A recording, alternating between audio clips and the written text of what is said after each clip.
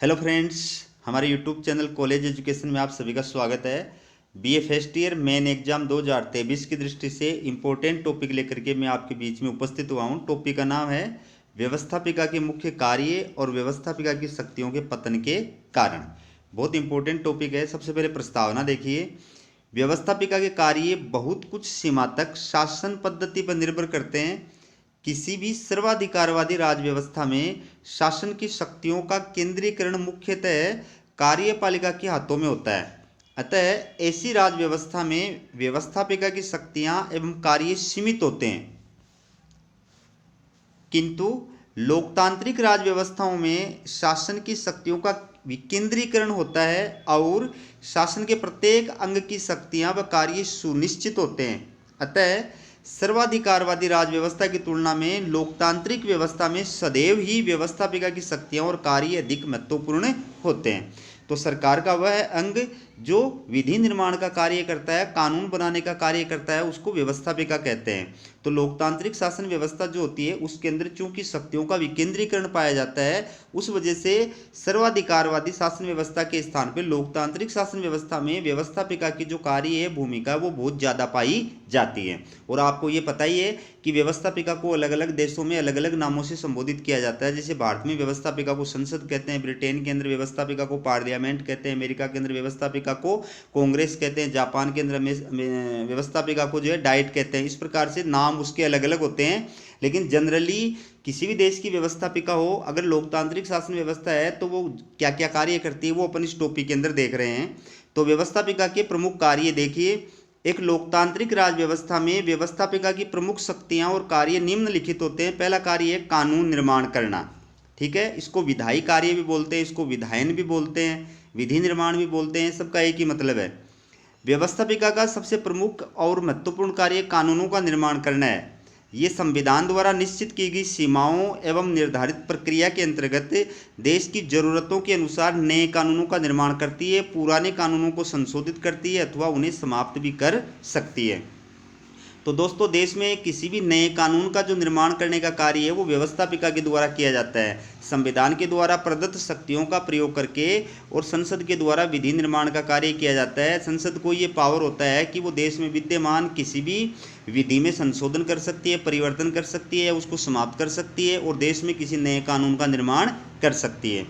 अगला जो कार्य है वो है संविधान संशोधन का कार्य। देखिए, व्यवस्थापिका देश की आवश्यकता अनुसार संविधान में संशोधन का कार्य करती है, किंतु विभिन्न राज्यों में इस बारे में व्यवस्थापिका विभिन्न प्रक्रिया अपनाती है। जिन देशों में लचीला संविधान होता है वहाँ व्यवस्थापिका अपने साधारण बहुमत द्वारा संविधान में संशोधन कर सकती है, जैसे ब्रिटेन या इंग्लैंड।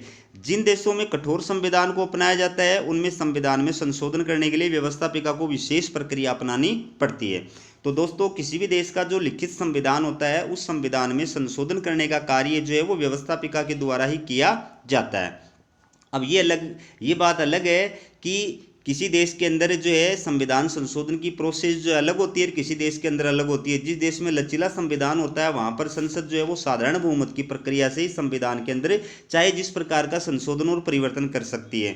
लचीले संविधान का मतलब ये होता है कि जिसमें साधारण बहुमत से संशोधन किया जा सकता है। साधारण बहुमत का मतलब ये होता है कि जिस दिन वो संविधान संशोधन विधेयक प्रस्तुत किया गया है और पारित किया जा रहा है उस दिन उस सदन के अंदर जितने सदस्य उपस्थित होते हैं, अगर वो अपने बहुमत से मतलब 50% प्लस 1 से उस विधेयक को पारित कर देते हैं तो वो पारित मान लिया जाता है।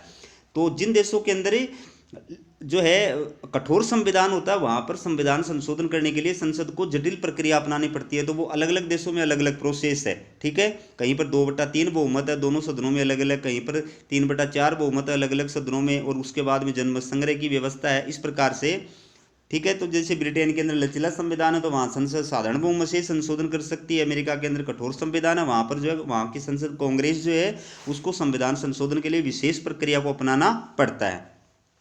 फिर कार्यपालिका पर नियंत्रण। देखिए, आधुनिक युग में व्यवस्थापिका कार्यपालिका पर पूर्ण नियंत्रण रखती है। संसदीय शासन में व्यवस्थापिका द्वारा ये नियंत्रण प्रश्न पूछना, पूरक प्रश्न पूछना, निंदा प्रस्ताव, कार्य स्थगन प्रस्ताव, बजट में कटौती प्रस्ताव आदि के अलावा अंतिम रूप से अविश्वास प्रस्ताव पारित कर कार्यपालिका को पद से हटाया जा सकता है। तो आदि साधनों का प्रयोग किया जाता है। तो दोस्तों जिस देश में संसदीय शासन व्यवस्था है वहाँ पर संसद जो है कार्यपालिका पर अलग तरीकों से नियंत्रण रखती है। जिन देशों में अध्यक्षीय शासन व्यवस्था है वहाँ पर कार्यपालिका अलग तरीकों से संसद के ऊपर, व्यवस्थापिका के ऊपर नियंत्रण रखती है। जैसे भारत, जापान, इन देशों के अंदर संसदीय शासन व्यवस्था है, तो यहाँ पर जो व्यवस्थापिका है उसके द्वारा कार्यपालिका पर नियंत्रण के लिए किन किन साधनों का प्रयोग किया जाता है? निंदा प्रस्ताव, 2 नंबर का क्वेश्चन आ सकता है। निंदा प्रस्ताव, कार्य स्थगन प्रस्ताव, बजट में कटौती प्रस्ताव, अविश्वास प्रस्ताव, ये प्रमुख तरीके होते हैं। ठीक है, अगर अविश्वास प्रस्ताव पारित हो जाता है व्यवस्थापिका में, संसद में, तो फिर सरकार जो उसको पद से हटाना पड़ता है। लेकिन जो अध्यक्षीय शासन व्यवस्थाएं होती है वहां पर अलग तरीके से नियंत्रण के साधन होते हैं। जैसे अध्यक्षीय शासन में राष्ट्रपति द्वारा की गई नियुक्तियों व संधियों पर सीनेट की अनुमति, युद्ध और शांति की घोषणा, सीनेट की जांच समितियों द्वारा प्रशासकीय कार्यों की जांच, राष्ट्रपति को महाभियोग द्वारा हटाना आदि उपायों द्वारा कार्यपालिका पर नियंत्रण रखा जाता है। 2 नंबर का क्वेश्चन आ सकता है, अध्यक्षीय शासन व्यवस्था में व्यवस्थापिका द्वारा कार्यपालिका पर किन साधनों से नियंत्रण रखा जाता है? तो वहां पर नियंत्रण के साधन अलग है। वहां पर कौन कौन से साधन है? जैसे वहां कार्यपालिका का मतलब राष्ट्रपति, राष्ट्रपति जो है वो कोई भी देश से संधि करता है या समझौता करता है तो उसका अनुमोदन जो है व्यवस्थापिका से, कांग्रेस से होना जरूरी है। सीनेट को ये पावर होता है कि वो सरकार के विभागों की जांच के लिए जांच समिति गठित कर सकती है। इसके अलावा राष्ट्रपति को महाभियोग प्रस्ताव लगा करके पद से हटा सकती है। ठीक है, अगला जो है वित्त पर नियंत्रण। देखिए प्राय सभी लोकतांत्रिक देशों में वित्त पर व्यवस्थापिका का ही नियंत्रण होता है, बिना प्रतिनिधित्व के कर नहीं। सिद्धांत के अनुसार व्यवस्थापिका की अनुमति के बिना छोटे से छोटा व्यय भी नहीं किया जा सकता है। प्रत्येक वर्ष व्यवस्थापिका राज्य का बजट पारित करती है जिसमें आय और व्यय का विवरण होता है। यह धन व्यय करने की अनुमति नहीं देता है, अपितु यह भी देखती है कि धन उचित ढंग से व्यय किया जा रहा है या नहीं। तो दोस्तों देश का जो वित्त होता है, देश का जो खजाना होता है, उसके ऊपर भी संसद का नियंत्रण होता है। संसद के अंदर कार्यपालिका का जो वित्त मंत्री होता है, वो वित्त मंत्री जो होता है, फाइनेंस मिनिस्टर जो होता है, वो व्यवस्थापिका के अंदर प्रतिवर्ष अपना बजट प्रस्तुत करता है। उस बजट को जब तक व्यवस्थापिका पारित नहीं करती है तब तक सरकार 1 रुपया भी खर्च नहीं कर सकती है, न टैक्स बढ़ा सकती है। ठीक है, तो आय और व्यय, ठीक है, उसके ऊपर पूरा जो नियंत्रण होता है वो संसद का होता है। संसद से अनुमति लेकर के सरकार जो है देश के धन के अंदर कुछ खर्च कर सकती है। फिर है विचार विमर्शात्मक कार्य। देखिए व्यवस्थापिका का एक प्रमुख कार्य राजनीतिक विषयों और शासन संबंधी नीतियों पर विचार विमर्श करना है। किसी विषय पर कानून बनाने और निर्णय लेने से पूर्व उस पर विभिन्न दृष्टिकोणों से विचार किया जाता है, क्योंकि इसमें विभिन्न वर्गों और संप्रदायों के प्रतिनिधि होते हैं। तो संसद का कार्य क्या है? व्यवस्थापिका कार्य की विचार विमर्शात्मक कार्य। संसद व्यवस्थापिका किसी भी देश की सबसे बड़ी पंचायत होती है जहां पर जनता के द्वारा चुने गए प्रतिनिधि होते हैं। तो वो देश की समस्याओं पर विचार करते हैं, बहस करते हैं, वाद विवाद करते हैं। ठीक है, तो अलग अलग तरीकों से अलग अलग पार्टी के नेता जो है वो उन समस्याओं पर, मुद्दों पर विचार और विमर्श करते हैं और जनता के हित में क्या किया जाना चाहिए वो जो कार्य संसद के अंदर किया जाता है। फिर न्यायिक कार्य। देखिए अनेक देशों में व्यवस्थापिकाएं न्यायिक कार्य भी संपन्न करती हैं। जैसे भारत में संसद को राष्ट्रपति, उपराष्ट्रपति और न्यायाधीशों पर महाभियोग की सुनवाई करने का अधिकार है। इसी प्रकार ब्रिटेन की लॉर्ड सभा अपील सुनने का सर्वोच्च न्यायालय है। अमेरिका में कांग्रेस राष्ट्रपति, उपराष्ट्रपति और न्यायाधीशों पर महाभियोग चलाकर उन्हें पदच्युत कर सकती है। तो संसदीय शासन व्यवस्था है वहाँ पर जो है, जैसे अपने देश में है तो व्यवस्थापिका न्यायिक कार्य भी करती है, चाहे संसदीय शासन व्यवस्था हो चाहे अध्यक्षीय शासन व्यवस्था हो। हर शासन व्यवस्था में व्यवस्थापिका कुछ न्यायिक कार्य भी करती है। जैसे भारत के अंदर संसदीय शासन व्यवस्था है तो यहाँ की जो व्यवस्थापिका है, संसद है, वो क्या क्या न्यायिक कार्य करती है? राष्ट्रपति, उपराष्ट्रपति और सर्वोच्च न्यायालय के और उच्च न्यायालय के जो न्यायाधीश हैं उनको महाभियोग प्रस्ताव के द्वारा पद से हटा सकती है। ये कार्य किसके द्वारा किया जाता है? व्यवस्थापिका यानी संसद के द्वारा किया जाता है। फिर इसी प्रकार से ब्रिटेन के अंदर ये लॉर्ड सभा जो है ये अपील सुनने का अंतिम सर्वोच्च न्यायालय, हालांकि वर्तमान में वहाँ सुप्रीम कोर्ट की स्थापना कर दी गई, इसलिए ये पॉइंट अब हट गया है।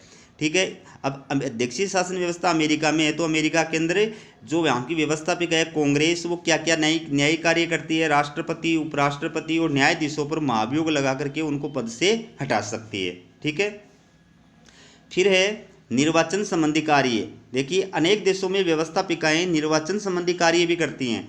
भारतीय संसद राष्ट्रपति और उपराष्ट्रपति के निर्वाचन सहित लोकसभा और अपने अध्यक्ष और उपाध्यक्ष का तथा राज्यसभा अपने उपसभापति का निर्वाचन करती है। स्विस में व्यवस्थापिका मंत्रिपरिषद और न्यायाधीशों का चुनाव करती है। तो अलग अलग देशों के अंदर व्यवस्थापिका को निर्वाचन संबंधी भी शक्तियां और अधिकार प्राप्त होते हैं। फॉर एग्जाम्पल भारत के अंदर जो व्यवस्थापिका है, संसद है, वो क्या निर्वाचन संबंधी कार्य करती है? वो राष्ट्रपति का चुनाव करती है, उपराष्ट्रपति का चुनाव करती है। पता है ना आपको, राष्ट्रपति का निर्वाचन निर्वाचक मंडल के द्वारा किया जाता है, जिसमें संसद के दोनों सदनों के निर्वाचित सदस्य होते हैं, प्लस राज्यों की विधानसभाओं के निर्वाचित सदस्य होते हैं, प्लस केंद्र शासित राज्यों की विधानसभाओं के निर्वाचित सदस्य होते हैं। ये मिलकर के राष्ट्रपति का निर्वाचन करते हैं। और उपराष्ट्रपति का निर्वाचन संसद के दोनों सदनों के द्वारा किया जाता है। इसके अलावा अपने अपने जो सदन है, जैसे लोकसभा जो है वो अपने अध्यक्ष का और उपाध्यक्ष का चुनाव करती है। इसके अलावा राज्यसभा है वो अपने उपसभापति का निर्वाचन करती है, क्योंकि सभापति तो राष्ट्रपति होता है, उपसभापति का निर्वाचन करती है। तो ये निर्वाचन संबंधी कार्य भी व्यवस्थापिका के द्वारा किए जाते हैं। फिर विदेश नीति पर नियंत्रण। देखिए, व्यवस्थापिका राज्य के अंतर्राष्ट्रीय संबंधों की देखभाल करती है। मंत्रिपरिषद को अपनी विदेश नीति व्यवस्थापिका से स्वीकृत करानी पड़ती है। लोकतांत्रिक राज्यों में तो युद्ध और शांति की घोषणा व्यवस्थापिका द्वारा ही की जाती है। दोस्तों, विदेश नीति पर भी व्यवस्थापिका द्वारा नियंत्रण रखा जाता है। सरकार कार्यपालिका जो है वो विदेश नीति के क्षेत्र में जो भी महत्वपूर्ण डिसीजन लेता है, किसी भी देश के साथ में संधि या समझौता करता है या युद्ध की घोषणा करता है, तो उस मुद्दे पर संसद के अंदर पहले चर्चा करनी पड़ती है, संसद को विश्वास में लेना पड़ता है और उसके पश्चात ही वो ऐसा कार्य कर सकता है। अमेरिका के अंदर तो वहाँ की जो संसद है, कांग्रेस है, उसकी अनुमति के बिना राष्ट्रपति जो है वो किसी भी देश के साथ में कोई भी न संधि कर सकता है न समझौता कर सकता है। अगर कर देता है और संसद उसका अनुमोदन नहीं करती है, कांग्रेस उसका अनुमोदन नहीं करती, तो वो निर्णय लागू नहीं हो सकता है। अगला कार्य है सार्वजनिक शिकायतों की अभिव्यक्ति का मंच। देखिए, व्यवस्थापिका में विभिन्न क्षेत्रों से निर्वाचित प्रतिनिधि होते हैं जो अपने निर्वाचन क्षेत्र के लोगों से संपर्क बनाए रखते हैं और उनकी कठिनाइयों और शिकायतों को सरकार तक पहुंचाते हैं। व्यवस्थापिका जनता की शिकायतों को दूर करने का हर संभव प्रयास करती है। तो व्यवस्थापिका जो है वो जनहित के मुद्दों और जनहित की समस्याओं को उठाने का कार्य भी करती है। जब भी आप टीवी में देखते हैं संसद की कार्यवाही चलती है, व्यवस्थापिका की कार्यवाही चलती है, तो अलग अलग पार्टी के जो नेता होते हैं वो सरकार से प्रश्न पूछते हैं, अपने क्षेत्र की, अपने निर्वाचन क्षेत्र की जनता को क्या समस्या है उससे रिलेटेड प्रश्न पूछते हैं और सरकार से मांग करते हैं कि जनता के कल्याण के लिए, विकास के लिए ये कार्य किया जाना चाहिए। फिर है जांच पड़ताल संबंधी कार्य। देखिए, व्यवस्थापिका विशेष कार्यों एवं घटनाओं की जांच हेतु विभिन्न समितियों और आयोगों की नियुक्ति करती है, जिन्हें एक निश्चित समय में अपना प्रतिवेदन व्यवस्थापिका के सम्मुख प्रस्तुत करना होता है। व्यवस्थापिका उस प्रतिवेदन पर निर्णय करती है और उसका निर्णय अंतिम होता है।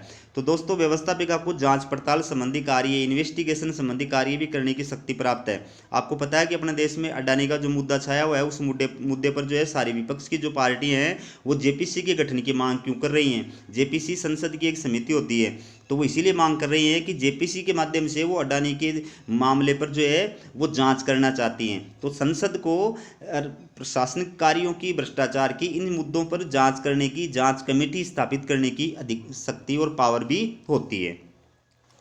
फिर है विविध कार्य। इसके अलावा संसद व्यवस्थापिका और क्या कार्य करती है? पहला है, भारत में राष्ट्रपति द्वारा की गई संकटकालीन घोषणा पर संसद की स्वीकृति आवश्यक है। दूसरा, नए प्रबंधकीय विभाग व्यवस्थापिका ही बनाती है। फिर संघीय ढांचे में नए प्रांतों की रचना भी व्यवस्थापिका ही करती है। संघीय शासन व्यवस्था में अगर कोई भी नया राज्य बनाना है तो वो संसद के द्वारा ही बनाया जाता है। कोई भी नया डिपार्टमेंट बनाना है वो भी संसद के द्वारा ही बनाया जाता है। और राष्ट्रपति द्वारा जो संकट काल की घोषणा की जाती है वो भी संसद के द्वारा ही स्वीकृत की जाती है। अब इससे रिलेटेड दूसरा जो महत्वपूर्ण टॉपिक है 5 नंबर का लघुतरात्मक जो क्वेश्चन है वो है व्यवस्थापिका के पतन से तात्पर्य। बहुत इंपॉर्टेंट टॉपिक है दोस्तों ये। देखिए, आधुनिक लोकतांत्रिक राज्य की अवधारणा के विकास के कारण राज्य के कार्यों में असीमित वृद्धि हुई है। इससे व्यवस्थापिका के कार्यों एवं भूमिका में वृद्धि हुई है, किंतु व्यवस्थापिका की तुलना में कार्यपालिका के कार्यों और भूमिका में और अधिक वृद्धि हुई है। इसका परिणाम ये हुआ है कि आधुनिक लोकतांत्रिक राज्यों की व्यवस्थापिका कार्यपालिका की तुलना में अधिक प्रभावशाली संस्था नहीं रही है जितनी कि वह अतीत में हुआ करती थी।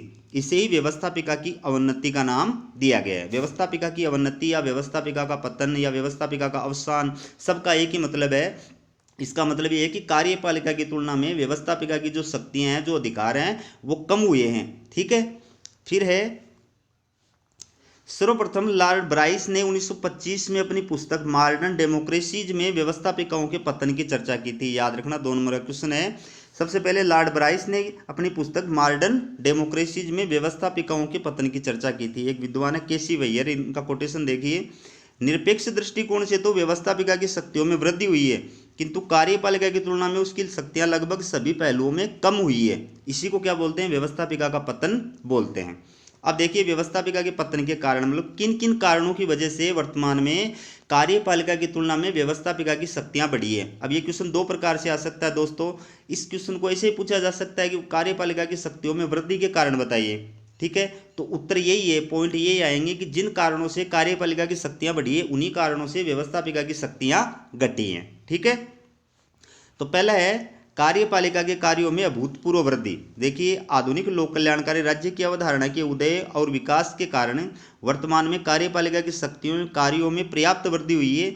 आज स्थिति ये है कि आर्थिक नियोजन और योजनाओं का संचालन कार्यपालिका का प्रमुख दायित्व बन गया है। आधुनिक समय में 95% विधेयक संसदीय व्यवस्थापिकाओं के में प्रत्यक्ष रूप से और अध्यक्षात्मक शासन व्यवस्थाओं में अप्रत्यक्ष रूप से कार्यपालिका द्वारा ही प्रस्तुत किए जाते हैं।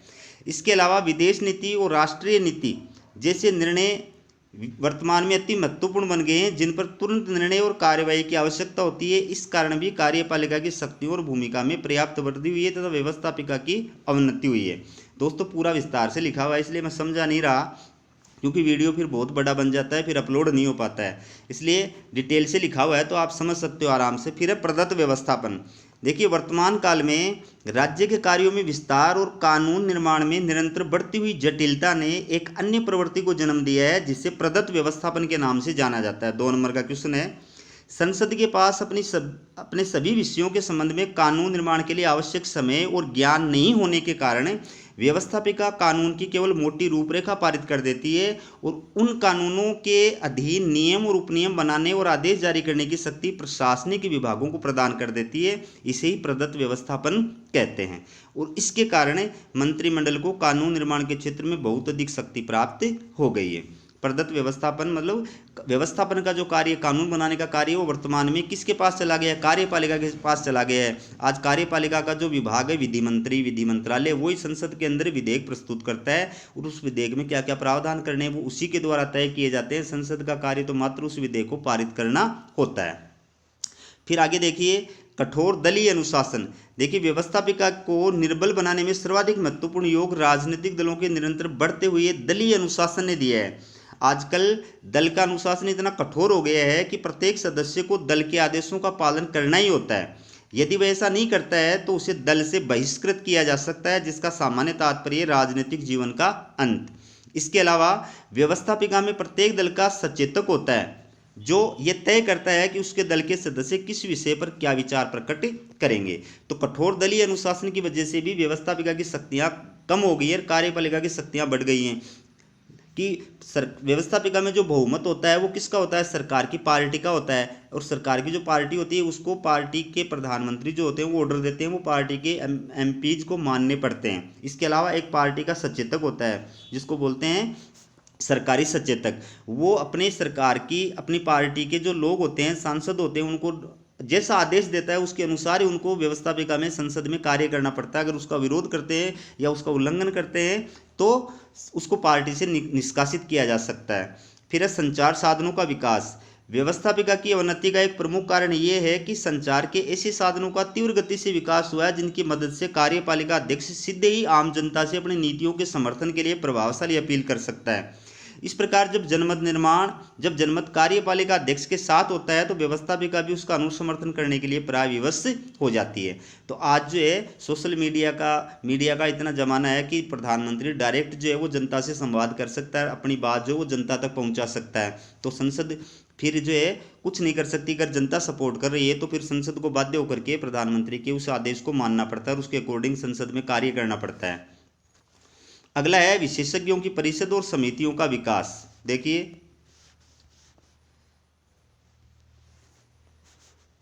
तो दोस्तों ये लास्ट हो गया।